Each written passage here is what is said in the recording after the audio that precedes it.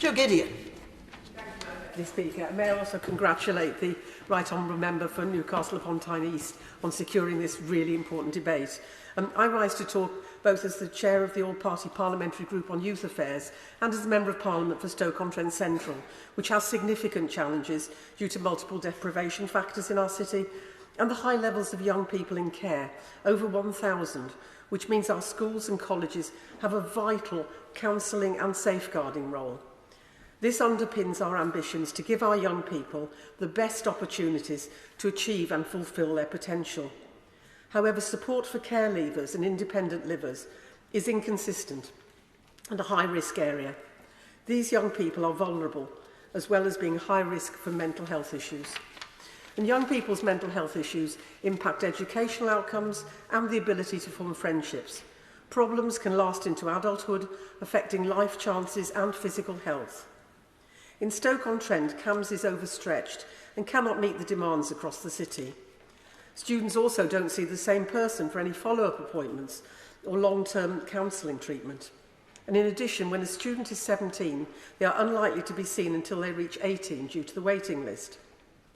Services are now focusing on the reactive as opposed to the preventative, at a time where there is wide recognition that the focus of investment must be on preventative actions to avoid the cost, both physical and mental and financial, of waiting until a young person presents with a major trauma. I also welcome the recommendations of the National Food Strategy on the importance of access to nutritious food and healthy eating for every child, to address the causes of malnutrition in schools and tackling eating disorders, which have risen significantly recently. And I think these are also picked up probably more by counsellors than in other services.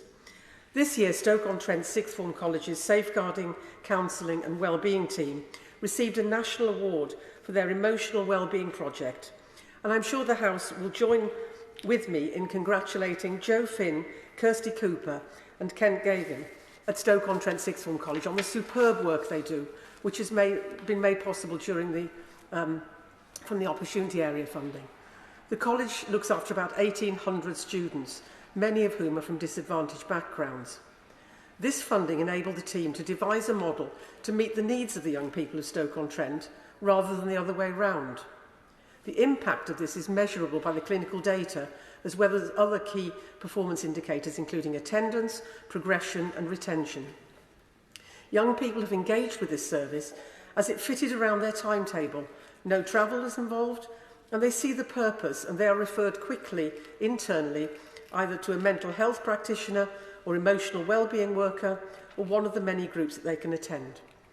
Across the city, schools also take on the hugely important role of safeguarding, acting as a triage service, notifying other statutory services when they become aware of issues, and also provide a safe space where children can open up to a trusted adult. And I commend the excellent work undertaken in all our schools and colleges. I have the utmost respect for all the teachers and support staff who work so hard not only to provide quality education, but also pastoral care to our children and young people. I've heard many accounts of challenges faced on a daily basis providing this support as an unfunded or temporarily funded extra. And I speak today in support of core funding for mental health counselling and safeguarding provision to ensure that those with added personal challenges and health issues have the best possible chances throughout our education system.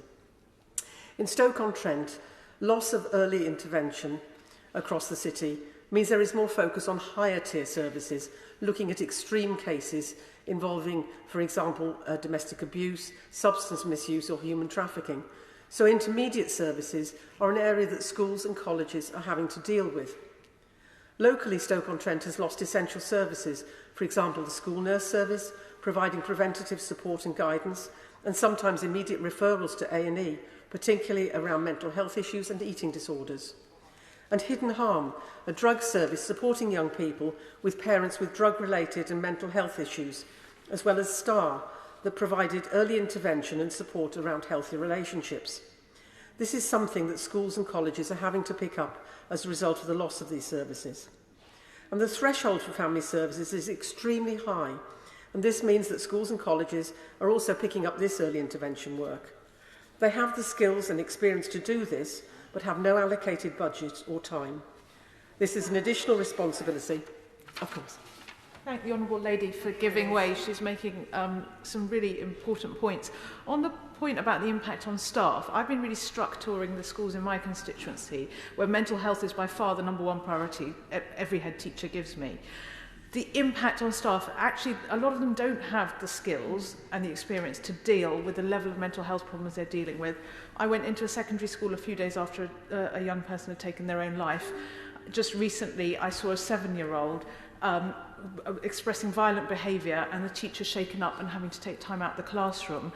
That's why we need these mental health support teams rolled out quickly, and the catch-up funding from government must be about holistic support, not just academic, but also mental health support, because the teachers and head teachers are really struggling. I thank the Honourable Lady, and I fully agree with all that she says. The threshold for family services is extremely high, and this means that schools and colleges are picking up this early intervention work. So the sixth form college works specifically with 16 to 18-year-olds, and that's a really challenging place to be, because legally this age group is still classed as children. However, accessing external support is increasingly challenging. There is a huge gap in services between children's and adult services.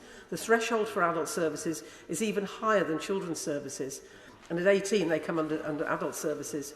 It's almost impossible to have an adult support worker for an 18-year-old. I believe that the issue of funding this service is one that spans health and education departments. Disappointingly, the college did approach the clinical commissioning group to share costs to provide additional support for both colleges in the city, which I believe would have cost around £40,000, and the CCG declined that. I do hope that as we move to integrated care partnerships, that we see them taking a holistic view of preventative mental health support, and this means working closely with education and with schools. I recognise the cost of staffing a counselling service provision across all the schools in England is significant, but I do believe truly that this is a key element of levelling up, because areas like Stoke-on-Trent, if we are to level up our educational achievement, the things that hold us back and that hold our children and young people back can be addressed by having an extra counselling service. We cannot raise standards without recognising the very real barriers our most vulnerable people, young people, are having and facing, and putting in place core funding for essential school and college-based counselling services. And I believe those will address these, particularly in those most disadvantaged areas. I think certainly in every area there is a need for it, but I think that maybe disproportionately we need more, and any help that the government provides is most welcome. It needs to recognise that some areas do need more help than others, and I hope the Minister is listening. Thank you.